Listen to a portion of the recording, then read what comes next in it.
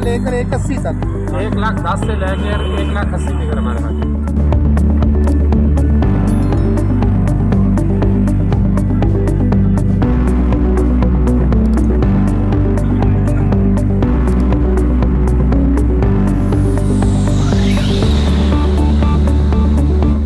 हाँ जी सर, किहड़े इलाके तो आए ने जानवर? ये तो आए सर लिया किहड़ी जगह तो?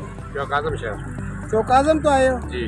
अच्छा, ਤੇ ਇੱਥੇ ਕਿੰਨੇ ਕੁ ਜਾਨਵਰ ਲਿਆਂਦੇ ਨੇ? ਇੱਥੇ ਲਿਆਂਦੇ ਨੇ 21 ਜਨਵਰੀ 21 ਜਾਨਵਰ ਲਿਆਂਦੇ ਨੇ ਜੀ। ਤੇ ਕਿੰਨੇ ਵਿਕੇ ਨੇ ਸਰ? 9 ਜਨਵਰ ਵੀ ਕਹਿੰਦੇ ਅੱਛਾ ਜੀ। ਤੇ ਅਗਰ ਕੋਈ ਖਰੀਦਣਾ ਚਾਹਵੇ ਤਾਂ ਉਹਨੂੰ ਆਪਣਾ ਇਸ ਜਗ੍ਹਾ ਦਾ ਐਡਰੈਸ ਦੱਸ ਦਿਓ। जी। ਤੇ ਕਿਹੜੀ ਜਗ੍ਹਾ ਤੇ ਬੈਠੇ ਹੋ ਤੁਸੀਂ? कराल चौक कराल चौक। जी। ये जी कराल चौक इस्लामाबाद वाली साइड पे बैठे हुए हैं भाई, और इनके पास काफ़ी अच्छे और मुनासिब दाम पर हैं ये जानवर।